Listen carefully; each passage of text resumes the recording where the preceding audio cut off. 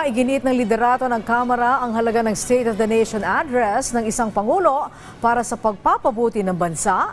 Inihayag naman ni House Speaker Martin Romualdez ito matapos kumpirmahin ni Vice President Sara Duterte na hindi siya dadalo sa SONA.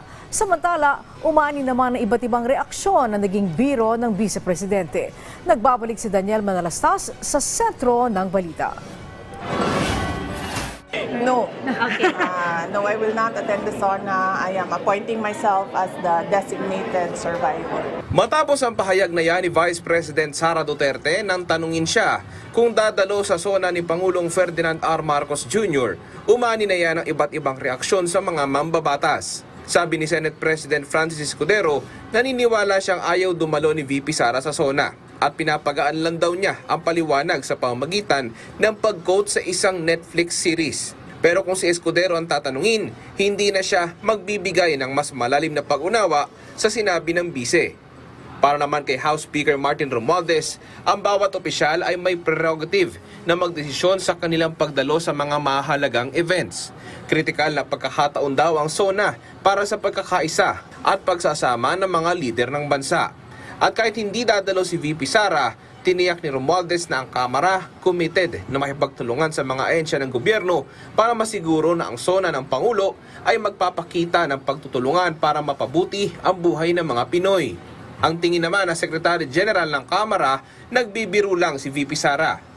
Well, ako personally kasi alam mo yung pamilya ni VP mapagbiro eh. So, ang tingin ko biro lang yun eh. Because under our laws, wala or our constitution, the succession is already provided for in the constitution.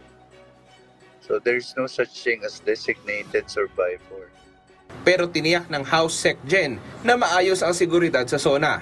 Naka-in place na yung whether there are threats or new threats na anticipated na yan ng security team namin eh.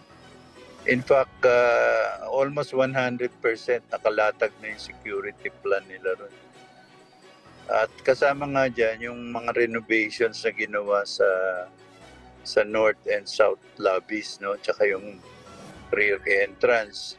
Tinawag naman ni dating Senador Panfilo Lacson na rhetorical statement na may magandang soundbite ang pahayag ni VP. At wala pa rin daw sa batas ang tinatawag na designated survivor.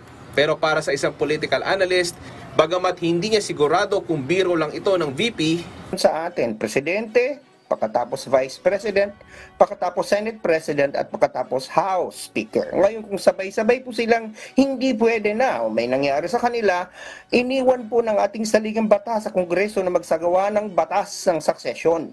Na hindi naman ito nagawa. 1987 ang ating konstitusyon, hanggang sa ngayon wala pang naipapasang batas ang ating Kongreso tungkol dito. Sapagkat bagamat malayo itong mangyari, meron dapat ganong klase ng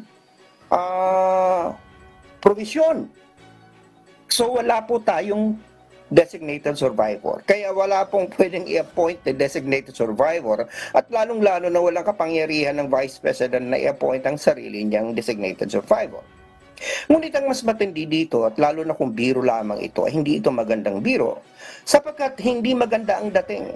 Sapagkat pwede itong ma-interpret na parang isang banta. Alam naman natin na ito ay issue ng seguridad. Daniel Manalastas para sa Pambansang TV sa Bagong Pilipinas.